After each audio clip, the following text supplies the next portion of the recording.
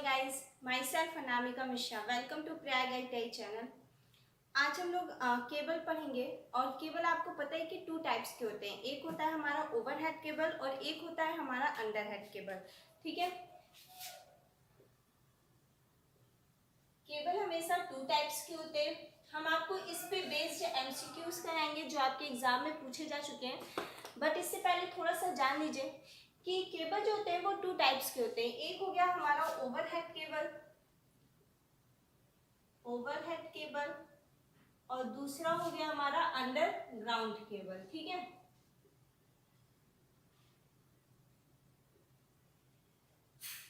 Underground cable.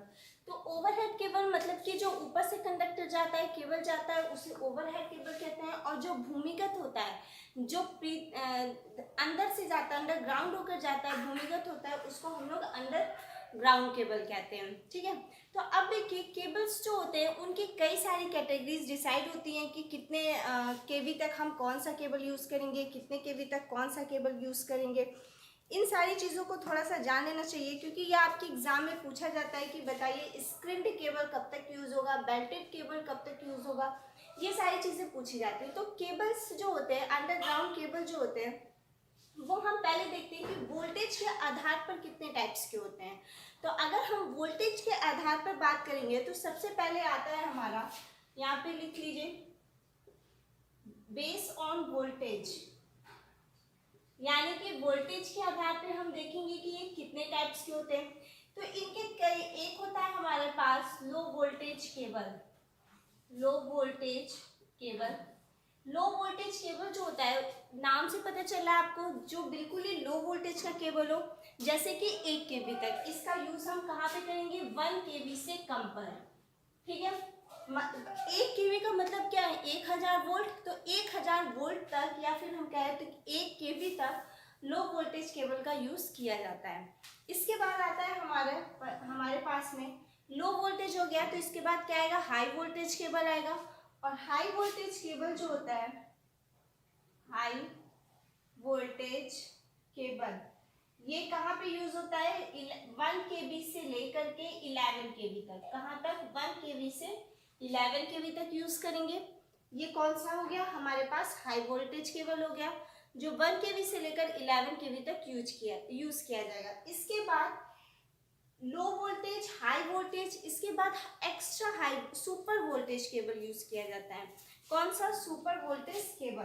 तो हम लोग यहाँ पे क्या लिख सकते हैं? Super voltage cable. अभी एक्स्ट्रा हाई टेंशन केबल भी आएगा। सुपर वोल्टेज केबल कहाँ तक यूज करेंगे? 11 केवी से लेकर के 33 केवी तक। कहाँ तक? 11 केवी से 33 केवी तक यूज किया जाएगा। इसके बाद देखिए एक्स्ट्रा वोल्टेज केबल के बाद एक्स्ट्रा हाई वोल्टेज केबल, फिर यहाँ पर एक्स्ट्रा हाई वोल्टेज केबल, यहाँ पे हम लोग क्या लिखेंगे? Extra high voltage cable. Extra high voltage cable, तो ये कहां से कहां तक यूज होगा? 33 केवी से लेकर के 66 केवी तक। कहां तक? 33 केवी से 66 केवी तक हम इसका यूज कर सकते हैं। या आपको बुक में कहीं कहीं पे 132 केवी भी लिखा हुआ मिलेगा। 33 से 132 भी मिलेगा, 66 भी केवी मिलेगा। तो देख लीजिएगा, जो ऑप्शन में लिखा होगा वही आंसर करेक्ट होगा। इसके बाद ये extra super high voltage cable हो गया। अब extra super voltage cable, extra super voltage cable, extra super voltage cable, ये कहाँ पे? 132 केवी से ऊपर की जो केबल्स होती हैं वहां पर हम लोग क्या यूज करते हैं? Extra super voltage cable. यही क्वेश्चन आपसे पूछा जाता है। अंडरग्राउंड केबल को हमेशा बेस के वोल्टेज के बेस पे बांटा जाता है, और उसमें सबसे पहला होता है हमारा लो वोल्टेज केबल, 1 केवी तक यूज करेंगे। हाई वोल्टेज केबल 1 केवी से 11 केवी तक। सुपर वोल्टेज केबल 11 केवी से 33 केवी तक। एक्स्ट्रा हाई वोल्टेज केबल 33 से 66 या फिर 33 से 132 केवी तक।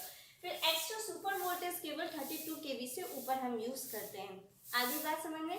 तो ये क्या था? हमारा अंडरग्राउंड केबल था। अब देखिए केबल को हम और भी अकॉर्डिंग कोड नंबर के अकॉर्डिंग, इंसुलेशन के अकॉर्डिंग, एप्लीकेशन फील्ड के अकॉर्डिंग, कई सारी चीज़ों के अकॉर्डिंग बांट सकते हैं, लेकिन ये सब चीज़ें आपके एग्जाम में नहीं आती। आपके एग्जाम में यहीं से क्वेश्चन पूछा जाता है कि मान लीजिए सुपर वोल्टेज केबल को हम कितने केवी तक यूज कर सकते हैं। दूसरी चीज एक स्क्रीन्ड केबल होता है और बेल्टेड केबल होता है। तो बस दो बात याद रखिएगा कि स्क्रीन्ड केबल जो होता है वो 33 केवी तक यूज होता है और बेल्टेड केबल जो होता है वो 33 केवी से ऊपर के लिए हम यूज करते हैं। फिर देखिए जो हमारी अंडरग्राउंड केबल्स होती हैं उसमें फॉल्ट भी होते हैं। तो 3 तरह के फॉल्ट होते हैं, एक हमारा ओपन सर्किट फॉल्ट हो गया, शॉर्ट सर्किट फॉल्ट हो गया और अर्थ फॉल्ट हो गया। तो अगर हम लोग ओपन सर्किट फॉल्ट मतलब कि ओपन सर्किट फॉल्ट देखिए जनरली क्या होता है कि जो ओवरहेड लाइंस होती हैं उसमें तो पक्षी वगैरह बैठ जाते हैं या फिर बारिश होती है, बर्फ पड़ते हैं, तो इन्वायरमेंटल लॉसेज होता है। लेकिन जो अंडरग्राउंड केबल होती है उसमें कोई इन्वायरमेंटल लॉसेज नहीं होता, बट ये सिस्टम के लिए बहुत ही ज़्यादा एक्सपेंसिव होता है। एक्सपेंसिव इन द सेंस कि मतलब बहुत ही ये इकोनॉमिकल नहीं होता है, बहुत महंगा पड़ता है, बट इसकी रनिंग कॉस्ट बिल्कुल भी ज़ीरो होती है। और अगर हम ओवरहेड केबल की बात करेंगे तो उसकी रनिंग कॉस्ट हाई होती है, उसमें हमें जगह जगह पे सफाई करवानी पड़ती है, इंसुलेटर की सफाई करवानी पड़ती है, इन सारी चीज़ों की सफाई होती है समय समय पर अपने अपने अकॉर्डिंग, ठीक है। तो इससे क्या होता है कि हमारे जो ओवरहेड केबल होता है उसका रनिंग कॉस्ट बढ़ जाता है, यानी कि प्राइमरी कॉस्ट तो सही होता है, चीप होता है, इकोनॉमिकल होता है, बट रनिंग कॉस्ट हाई होता है। दोनों में बेहतर कौन है? दोनों में बेहतर हमारा अंडरग्राउंड केबल ही होता है। वो भले उसकी कॉस्ट हाई होती है, इस वजह से हम ज़्यादातर अंडरग्राउंड केबल का यूज़ नहीं कर पा रहे, बट वो हर मामले में ओवरहेड केबल से बेटर ही होता है, क्योंकि उसमें मैंने आपको बताया कि कोई भी इन्वायरमेंटल लॉसेस नहीं होगा, वो टूट के गिरेगा नहीं। अक्सर आप लोग सुनते हैं कि आंधी तूफान आया तो कंडक्टर टूट के गिर गया, तो वो क्या हुआ? वो एक लॉसेस ही तो हुआ, या फिर दो कंडक्टर आपस में चिपक गए, कोई पक्षी वगैरह बैठा जिससे कि कंडक्टर चिपक गए। ये सारी चीज़ें अंडरग्राउंड केबल में नहीं होती है, वो बिल्कुल सेफ होता है। बट फॉल्ट तो वहाँ भी होगा, तो वहाँ 3 तरह के फॉल्ट होंगे, एक open circuit fault, short circuit fault और अर्थ फॉल्ट, 3 तरह के फॉल्ट होंगे। तो कोई भी अगर दो वायर, कोई भी दो कंडक्टर आपस में चिपक जाए तो उसे हम क्या कहते हैं कि शॉर्ट सर्किट फॉल्ट हो गया। एक होता है हमारा अर्थ फॉल्ट, जब इंसुलेशन टूट जाए या इंसुलेशन निकल जाए या फिर ऐसा हो कि बहुत ज़्यादा बारिश हो, बारिश होने की वजह से मिट्टी हो और मिट्टी में पानी बहुत ज़्यादा जाए तो वहाँ पे इंसुलेशन हटने का भी डर रहता है, या इंसुलेशन कहीं पे कट पिट जाए, कोई पत्थर वगैरह हो जाए, ईंट वगैरह हो, इसकी वजह से इंसुलेशन कट जाए, तो इन सारे रीजन से क्या होता है हमारा अर्थ फॉल्ट हो जाता है। ओपन सर्किट फॉल्ट आप लोग समझते हैं कि कहीं पे कंडक्टर बीच से ब्रेक हो जाए या तो सर्किट हमारी ओपन हो जाती है, उसे हम लोग ओपन सर्किट फॉल्ट कहते हैं। क्योंकि करंट को फ्लो होने के लिए एक हमेशा बंद परिपथ चाहिए, तो बंद परिपथ चाहिए जब वो कंडक्टर, जब सर्किट कंप्लीट होगी तभी तो करंट बहेगी ना, वरना सर्किट अगर ओपन होगी तो करंट जाएगी ही नहीं। तो इसी को हम लोग अगर कहीं से वो ओपन हो जाता है तो उसी को हम लोग क्या कहते हैं? ओपन सर्किट फॉल्ट हो गया। आगे बात समझ में? अब देखिए इसी पे बेस्ड हम लोग कुछ क्वेश्चन सॉल्व करेंगे।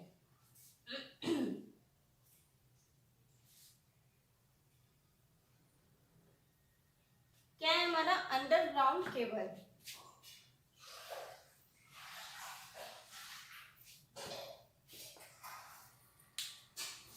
अंडरग्राउंड केबल, तो फर्स्ट क्वेश्चन है हमारा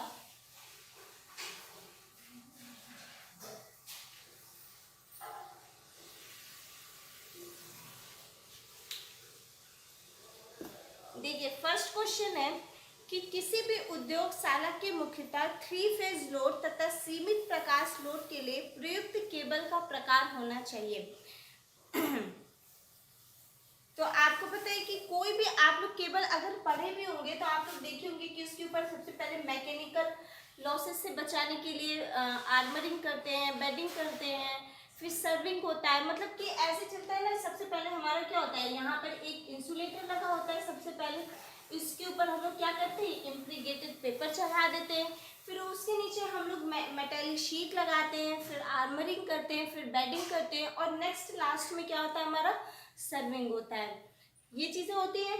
तो उसी तरह से क्या पूछा है कि अगर कोई भी हमारे पास में 3 फेज का कोर है, 3 फेज का लोड है तथा सीमित प्रकाश लोड है, तो उसके लिए प्रयुक्त केबल का कोर बताइए। तो आपको पता है कि हमेशा 3.5 कोर का केबल हम यूज करेंगे। कितना? 3.5 कोर का केबल।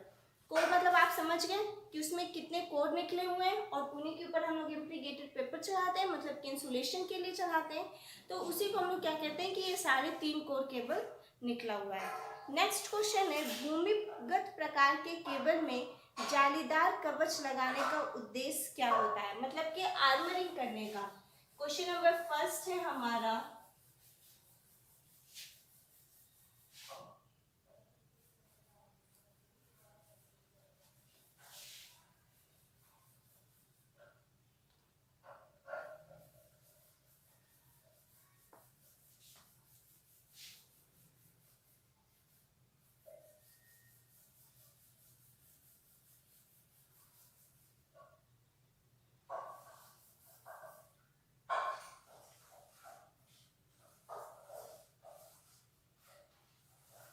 देखिए क्वेश्चन नंबर फर्स्ट है हमारा कि भूमिगत केबल में, भूमिगत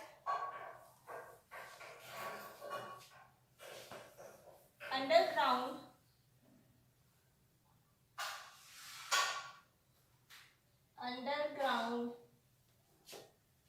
केबल में,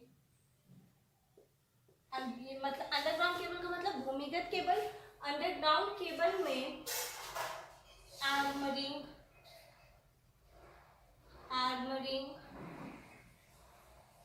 क्यों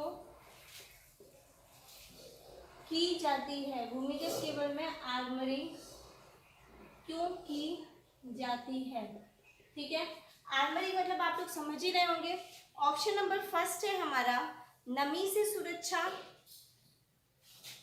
ऑप्शन नंबर फर्स्ट क्या है हमारा? नमी यानी कि मॉइस्चराइजर से सुरक्षा प्रदान करने के लिए। तो उसके लिए तो मेटेलिक शीट लगाई जाती है। अगर हमें नमी से सुरक्षा चाहिए तो हम उसके लिए मेटेलिक शीट ही लगाते हैं। नेक्स्ट है हमारा दीमक से सुरक्षा। दीमक से सुरक्षा। फिर नेक्स्ट है यांत्रिक आघात से सुरक्षा। मतलब कि सी क्या हमारा? मैकेनिकल लॉसेस, मैकेनिकल इफेक्ट से सुरक्षा, मैकेनिकल इफेक्ट से सुरक्षा। और डी क्या है हमारा? केबल को फटने से बचाने के लिए, केबल को फटने से बचाने के लिए। ठीक है, तो देखिए आपसे पूछ क्या रहा है यहाँ पे? आर्मरिंग पूछ रहा है कि आर्मरिंग क्यों की जाती है। तो आपको, जैसे मैंने आपको पहले ही बताया कि यहाँ पे देखिए ये केबल का स्ट्रक्चर किस तरह से होता है। अगर आप थोड़ा सा स्ट्रक्चर याद करेंगे तो आपको याद आ जाएगा। ये जैसे मान लीजिए आपके पास में क्या है? कोर है। इस पे हमने क्या किया है कि एक इम्प्रीगेटेड पेपर चढ़ा दिया है। ठीक है, यहाँ पर हमने ऐसे करके मान लेते हैं ये क्या हुआ है? ये इम्प्रीगेटेड पेपर चढ़ा हुआ है। किस लिए चढ़ा हुआ है? इंसुलेशन को कम करने के, इंसुलेशन के लिए। ये आपका कोर हो गया। ठीक है, अब देखिए जो यहाँ पर होती है सबसे पहले हमारी कौन सी होती है? इसको हम लोग क्या कहते हैं? इसको हम लोग कहते हैं मेटालिक शीट कहते हैं। क्या कहते हैं? Metallic sheet. फिर नेक्स्ट क्या होती है हमारे पास में? इसको हम लोग क्या कहते हैं? आर्मरिंग कहते हैं। Metallic sheet, armouring. इसके बाद हमारा क्या होता है? बेडिंग होता है। फिर क्या होता है? हमारा सर्विंग होता है। तो इस तरह से हमारा केबल का स्ट्रक्चर होता है। अब अगर देखिए नमी से हमें सुरक्षा प्रदान करना है, यानी कि मॉइस्चराइजर से बचाना है, तो उसके लिए हमारे पास में क्या है? मेटालिक शीट है। यहाँ पे हम लोग क्या लिख सकते हैं? Metallic sheet. फिर दीमक से सुरक्षा प्रदान करना है, तो इसका तो कुछ नहीं जानते हैं हम, और होता भी नहीं है। ये तो हमारी केबल्स की अलग अलग चीजें होती हैं। मैकेनिकल इफेक्ट से सुरक्षा पर, यहाँ पे अगर आपसे नमी की जगह इन्वायरमेंटल इफेक्ट भी देता तो आप वहाँ पे मेटालिक शीट ही लगाते। बट यहाँ पे और क्या दिया हुआ है? मैकेनिकल इफेक्ट से सुरक्षा प्रदान करने दिया हुआ है। तो मैकेनिकल इफेक्ट से सुरक्षा कौन प्रदान करेगा? आर्मरिंग। ठीक है, कौन प्रदान करेगा, आर्मरिंग प्रदान करेगा। और केबल को फटने से बचाएं, केबल फटता नहीं है, ऐसा नहीं होता है। तो ये क्या हो गया हमारा अंडरग्राउंड, इसका आंसर क्या हो गया, मैकेनिकल इफेक्ट से सुरक्षा के लिए। नेक्स्ट क्वेश्चन देखिए,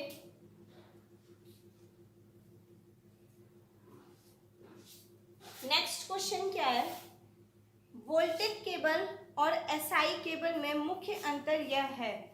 voltage cable, question number second है,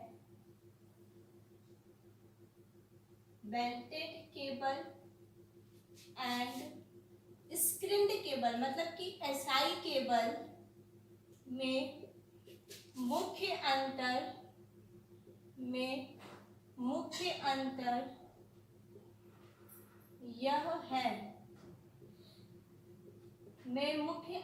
यह है, मतलब ऑप्शन नंबर ए देखिए क्या दिया हुआ है, प्रत्येक कोर पर धात्विक कवच होता है। ऑप्शन ए हम लोग क्या लिखते हैं, प्रत्येक कोर पर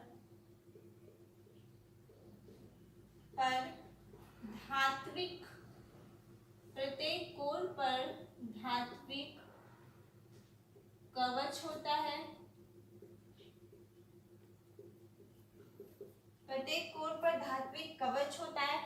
ऑप्शन नंबर बी दिया हुआ है, सभी कोर पर संयुक्त धात्विक कवच होता है। यहाँ पे हम लोग क्या लिख सकते हैं, सभी कोर पर संयुक्त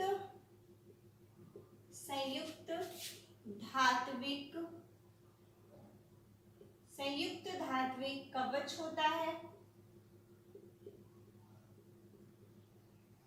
सभी कोर पर संयुक्त धात्विक कवच होता है। ऑप्शन सी है, केवल कागज का आवरण होता है। ऑप्शन सी है, केवल कागज का आवरण होता है। केवल कागज का आवरण होता है। और ऑप्शन डी दिया हुआ है, सभी कोरों पर संयुक्त जालीदार कवच होता है, या फिर हम इसको लिख लेते हैं नन। ठीक है, तो देखिए आपके पास क्या पूछा है, बेल्टेड केबल पूछा है और यहाँ पे इसको स्क्रीन्ड केबल कहते हैं, यानी कि एसआई केबल कहते हैं। में मुख्य अंतर क्या है, तो इसमें मुख्य अंतर क्या है कि प्रत्येक कोर पर इसमें धात्विक कवच होता है, मतलब कि मेटालिक शीट होती है, हर एक कोर पर होती है। और बेल्टेड केबल हम कब तक यूज करते हैं, 33 kV तक यूज करते हैं। और अगर स्क्रीन्ड केबल की बात करें तो ये हम 66 kV तक यूज करते हैं, या फिर ये कह सकते हैं कि 33 kV से ऊपर और 66 kV तक हम इसका यूज कर सकते हैं। आगे बात समझ में। अब देखिए नेक्स्ट क्वेश्चन है,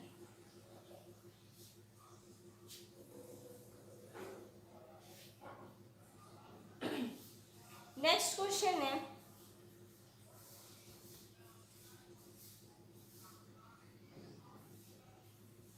11 kV।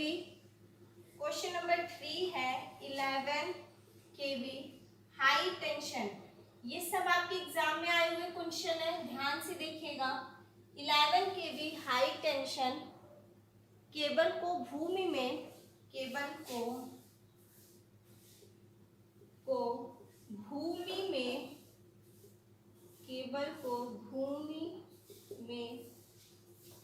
डैश गहराई पर स्थापित किया जाता है। डैश गहराई पर स्थापित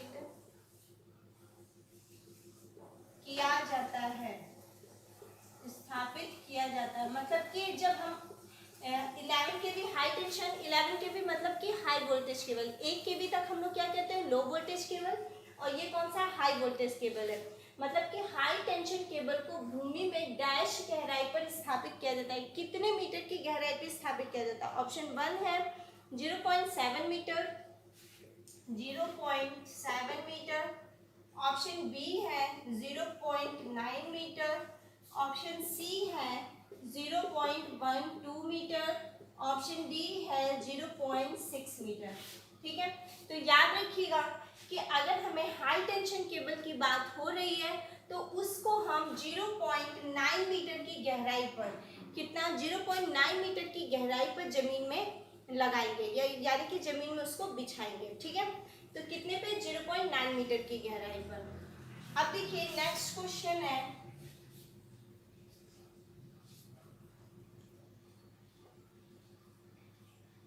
भूमिगत केबल में भूमि की नमी को प्रवेश करने से रोकने के लिए केबल में परत चढ़ाई जाती है, किसकी?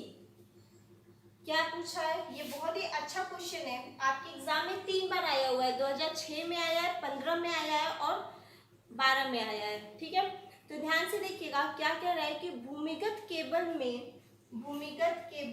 मतलब कि अंडरग्राउंड केबल में नमी को रोकने के लिए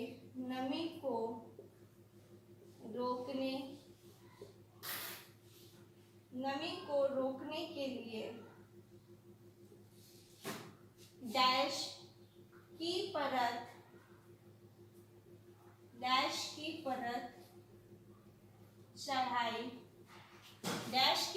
चढ़ाई जाती है, मतलब किसकी परत चढ़ाई जाती है, यही क्वेश्चन पूछा है। ऑप्शन नंबर ए है हमारे पास में जूट की, ऑप्शन बी है हमारे पास में आर्मरिंग की जाती है। आर्मरिंग तो नमी को रोकने के लिए नहीं की जाती है ना, मॉइस्चराइजर को रोकने के लिए तो हमारे पास में आर्मरिंग, अभी मैंने आपको बताया है कि आर्मरिंग किस लिए की जाती है, हमेशा यांत्रिक यानी कि मैकेनिकल स्ट्रेंथ को बढ़ाने के लिए आर्मरिंग की जाती है। और अगर मेटालिक शीट की बात करेंगे तो वो इन्वायरमेंटल केसेस जितने भी होते हैं उनसे बचाता है केबल को। तो यहाँ पे ऑप्शन क्या दिया हुआ है, जूट दिया हुआ है, आर्मरिंग दिया हुआ है, शीशा दिया हुआ है, ऑप्शन सी क्या है, शीशा, और इसी को डैश करके लिखा हुआ है एल्यूमिनियम। ठीक है, ऑप्शन डी है हमारे पास में वार्निश्ड पेपर,